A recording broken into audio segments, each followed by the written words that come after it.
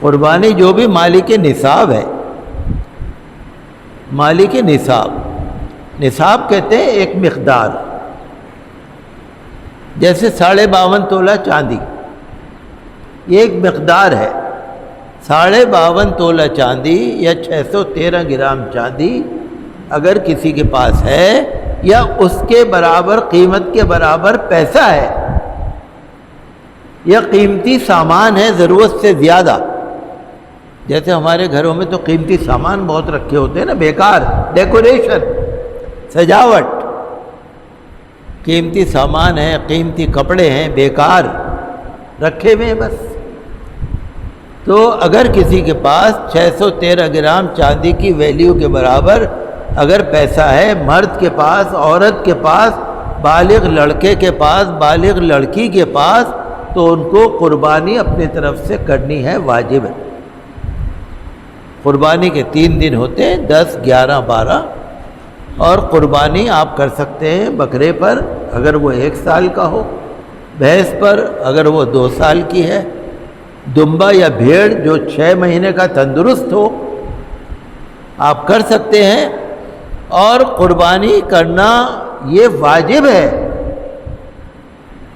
حضور نے فرمایا جو قربانی نہ کرے ہماری عید کی نماز عیدگاہ میں پڑھنے نہ آئے، ہمیں ضرورت نہیں ہے، ہمیں تمہاری نماز کی ضرورت نہیں ہے، مہربانی کرو عیدگاہ میں نہ آؤ، ہمیں تمہاری شکل دیکھنے کی ضرورت ہی نہیں ہے۔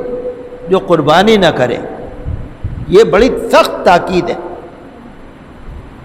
تو قربانی کرنا، اور جو ہمارا بھارت کا جو قانون ہے اس کے مطابق چلنا، جو ہماری بھارت کی حکومت کا جو ہدایت ہے، ڈائریکشن ہے، جو قانون ہے، اس کے مطابق چلنا۔ اور آپ اپنے محلے میں قربانی نہیں کر سکتے، دوسرے محلے میں کر لو، اپنے شہر میں نہیں کر سکتے، دوسرے شہر میں کر لو۔ اور قربانی میں پھر غریبوں کا بھی خیال رکھیں بار بار اچھی طرح سے۔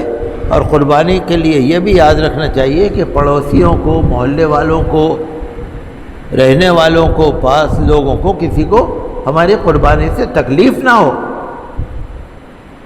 مجھے اچھا لگتا ہے کہ جیسے کچھ لوگ بھینس کرتے ہیں، کچھ علاقے ہیں جگہ جگہ پر، وہاں بڑی جگہ ہے، بڑی جگہ، لوگ وہاں جا کے قربانی کرتے ہیں۔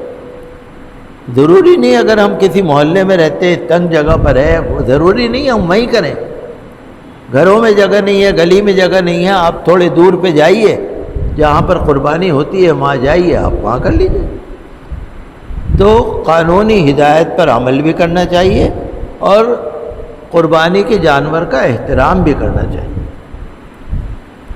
دانا، کھانا، پانی بھی، اور دوسرے یہ کہ اس کا احترام بھی ہو۔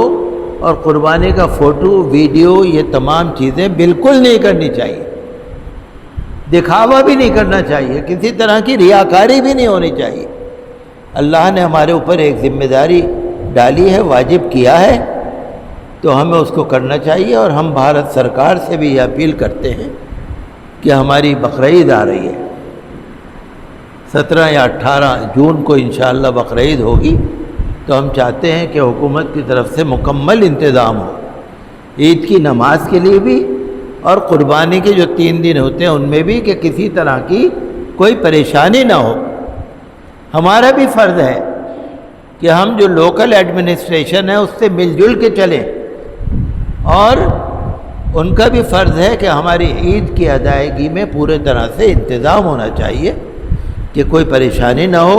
آپ نے سنا ہوگا نا بھئی دلی میں تو جانور ہوتے نہیں، کوئی راجستھان سے آتے ہیں، کوئی یو پی سے آتے ہیں، کوئی ہریانہ سے آتے ہیں، راستے میں جو ٹرک ہوتے ہیں، شرارتی لوگ جو ہیں ٹرکوں کو پکڑ لیتے ہیں، لوٹ لیتے ہیں، پورا ٹرک لوٹ لیا، لے گئے۔